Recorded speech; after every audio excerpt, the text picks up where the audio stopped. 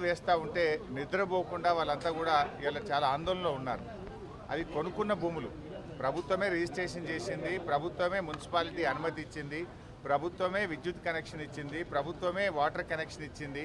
వాళ్ళు ప్రతి సంవత్సరం ట్యాక్స్ కడతా ఉన్నారు. అటువంటి వాళ్ళను కూల్చేసేటువంటి కార్యక్రమం ఇలా ప్రభుత్వం మానుకోవాలన్నదే బీఆర్ఎస్ పార్టీ చెప్తా ఉంది. ఇందిరమ్మ రాజ్యం అంటే మరి గరీబీ హఠావ్ అంటారు, కానీ మీరేం చేస్తున్నారు? గరీబోంకో హఠావ్ అనే విధంగా ఇలా కాంగ్రెస్ పార్టీ పనిచేస్తూ ఉంది. మీరు పేదలకు కూడు గుడ్డ నీడ కల్పించాలని ఇందిరమ్మ చెప్తే, ఇందిరమ్మ రాజ్యం అని చెప్పుకునే మీరు పేదల యొక్క వాళ్ళ కూడును గూడును మీరు ఇలా దూరం చేసేటువంటి ప్రయత్నం ఏదైతే చేస్తున్నారో దాన్ని మానుకోవాల్సినటువంటి బాధ్యత ఇలా కాంగ్రెస్ పార్టీ మీద ఉంది. రాహుల్ గాంధీ గారు బుల్డోజ్ రాజ్యానికి మేము వ్యతిరేకమని, బుల్డోజ్ రాజ్యం పోవాలని గంభీరమైన ఉపన్యాసాలు రాహుల్ గాంధీ గారు ఇస్తూ ఉన్నారు. మరి ఇక్కడ ఈ తెలంగాణలో హైదరాబాద్లో బుల్డోజర్ రాజ్యమే నడుస్తూ ఉంది. రాహుల్ గాంధీ గారికి మేము విజ్ఞప్తి చేస్తూ ఉన్నాం, వెంటనే బుల్డోజ్ రాజ్యాన్ని ఆపండి, బలవంతపు కూల్చివేతలు ఆపండి. ఇలా రాష్ట్రంలో అనేక సమస్యలు ఉన్నాయి. రాష్ట్రంలో పేదలందరూ కూడా ఎన్నో ఇబ్బందులతో ఉన్నారు. రైతులకు ఇప్పటిదాకా రైతు బంధు డబ్బులు పడలేదని లక్షలాది మంది రైతులు ఎదురు చూస్తూ ఉన్నారు. ముఖ్యమంత్రి ఏమంటుండు? డబ్బులు లేవు రైతు బంధు వేయడానికి అంటున్నాడు.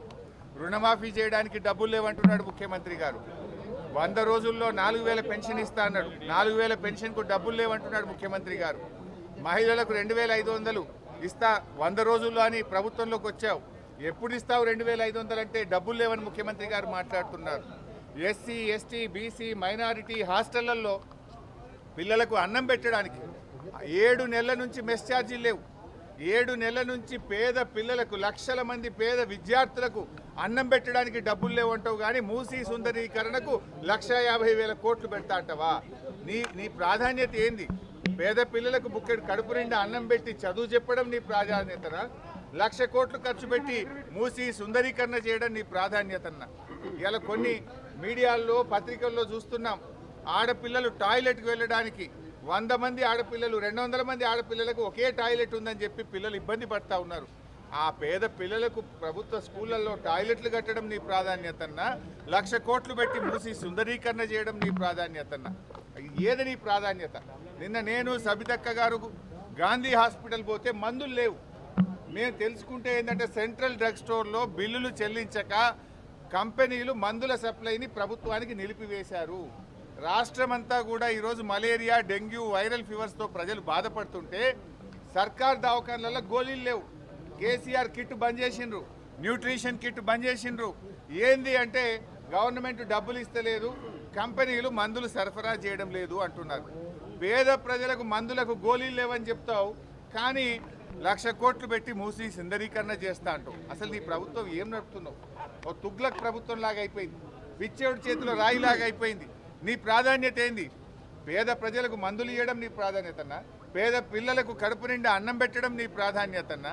రైతులకు ఇచ్చిన మాట ప్రకారంగా 7,500 రైతు భరోసా ఇవ్వడం నీ ప్రాధాన్యతన్నా? 1,00,000 కోట్లు పెట్టి నువ్వు సుందరీకరణ చేయడం నీ ప్రాధాన్యతన్నా? ఏది నీ ప్రాధాన్యత? నువ్వు ఏం చెప్పి ప్రజలకు అధికారంలోకి వచ్చావు? ప్రజలకు ఇచ్చిన మాట ముందు నిలబెట్టుకో. సోనియా గాంధీ గారు తానే స్వయంగా హైదరాబాద్కి వచ్చి ప్రజలకు నేను మీ తల్లిగా హామీ ఇస్తున్నాను ఇదే తుక్కుగూడలో మరి హామీ ఇచ్చారు. నేను అడుగుతా ఉన్న సోనియా గాంధీ గారిని, మీరు ప్రజలకు ఇచ్చిన హామీలు ముందు అమలు చేస్తారా? హామీలు పక్కన పెట్టి ప్రజలను గాలి కొదిలేసి పాలన పక్కన పెట్టి 1,00,000 కోట్లు పెట్టి మూసి సుందరీకరణ చేస్తారా? నిన్న ఆయన మాట్లాడుతున్నాడు, దానం కిషోర్ గారు, మేము ఎవరిని బలవంతంగా తొలగించమని. మరి ఎందుకు డబుల్ బెడ్రూమ్ ఇల్లు ఇచ్చి బలవంతంగా మీరు వెళ్తారా వెళ్ళరా మెడ మీద కత్తి పెడుతున్నారు? ఎందుకు నంబరింగ్ చేస్తూ ఉన్నారు? డ్రోన్లు పెట్టి ఎందుకు మీరు పైనుంచి ఎఫ్టీఎల్ డిసైడ్ చేస్తున్నారు? ఆ ఎఫ్టీఎల్ కానీ బఫర్ కూడా ఒక్కొక్క చోట ఒక్కొక్క రకంగా పెడుతున్నారు. అంటే పేదల ఇల్లు కూలుస్తారట, పెద్ద పెద్ద బడా కంపెనీలకు ఆ భూములు కేటాయించి అక్కడ సుందరీకరణ పేరు మీద రియల్ ఎస్టేట్ వ్యాపారం చేస్తారట. ఈ ముఖ్యమంత్రి గారు రియల్ ఎస్టేట్ మీద ఎక్కువ దృష్టి పెట్టిండు. ఫార్మా సిటీకి కేసీఆర్ గారు 15,000 ఎకరాల భూమి సేకరిస్తే ఫార్మా సిటీని పక్కన పెట్టి అక్కడ రియల్ ఎస్టేట్ 4th సిటీ అని రియల్ ఎస్టేట్ బ్రోకర్గా అవతారం ఎత్తిండు ముఖ్యమంత్రి గారు. ఆడ ఫార్మా సిటీని 4th సిటీ అంటాడు. ఈ మూసీ సుందరీకరణ పేరు మీద ఇక్కడ బడా బడా కంపెనీలు తెచ్చి ఇక్కడ కూడా రియల్ ఎస్టేట్ వ్యాపారం చేస్తున్నాడు. అసలు ఆ డిపిఆర్కే 1,500 కోట్లట. ప్రపంచంలో ఎక్కడన్నా విన్నామా? ప్రాజెక్టుకు 1,500 కోట్లంటే విన్నాం, కానీ మూసీ ప్రాజెక్టు డిపిఆర్కే 1500 కోట్లు పెట్టి డిపిఆర్ చేయిస్తారట. అంటే నువ్వు 1500 కోట్లు పెట్టి డిపిఆర్ చేయిస్తా అంటున్నావు, కనీసం 150 కోట్లు పెట్టి పేద పిల్లలకు మందులు ఇవ్వడం చేత కాదా? పేద ప్రజలకు ప్రభుత్వ దవాఖానలో మందులు ఇవ్వడం మీద ఎందుకు దృష్టి పెట్టావు? నువ్వు ఎస్సీ ఎస్టీ బీసీ హాస్టల్లో అన్నం పెట్టడం మీద ఎందుకు ఆలోచించావు?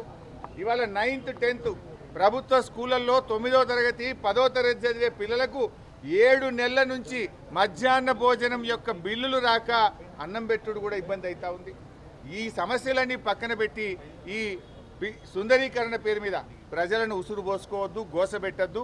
ఇప్పటికైనా దీన్ని మానుకోండి.